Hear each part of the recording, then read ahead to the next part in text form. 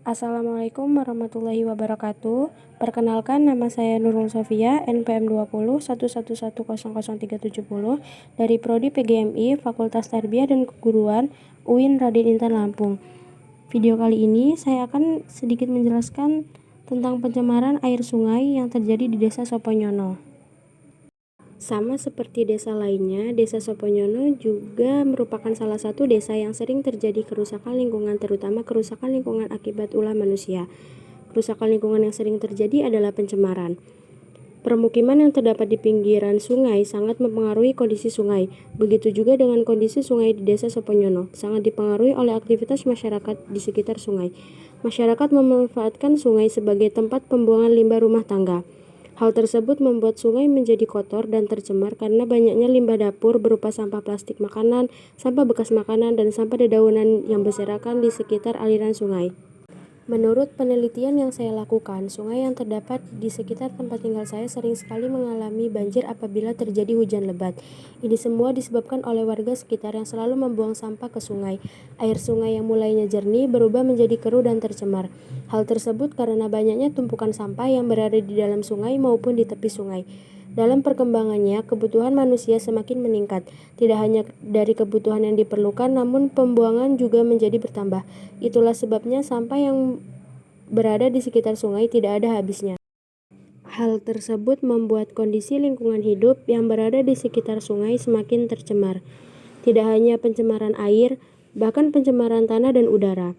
Pencemaran tanah yang terjadi di sekitar sungai karena tanah yang ada di sungai tidak dapat mencerna sampah dengan baik.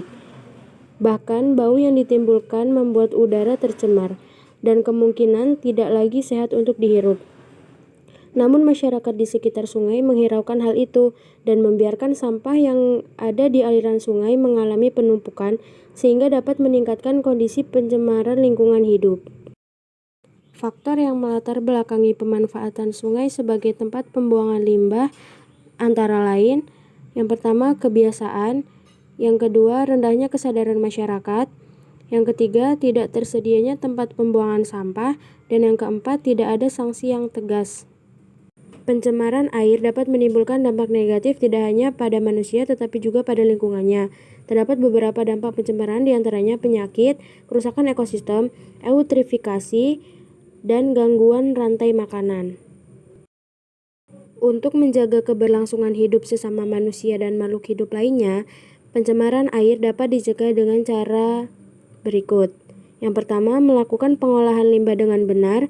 Yang kedua, menggunakan bahan-bahan yang ramah lingkungan. Yang ketiga, tidak membuang sampah di sungai atau sumber air lainnya. Yang keempat, menggunakan deterjen yang ramah lingkungan. Yang kelima, rutin melakukan upaya pembersihan sumber air. Yang keenam, menanam pohon di setiap lahan yang tersedia. Yang ketujuh, menjauhkan sumber polutan dari sumber air. Yang kedelapan, tidak mendirikan kawasan industri yang dekat dengan sumber air. Yang kesembilan, tidak menggunakan pupuk kimia berbahaya dan pestisida secara berlebihan. Sekian video yang dapat saya sampaikan. Semoga dapat bermanfaat bagi kita semua. Dan jangan lupa cintai lingkungan kita. Sekian, terima kasih. Wassalamualaikum warahmatullahi wabarakatuh.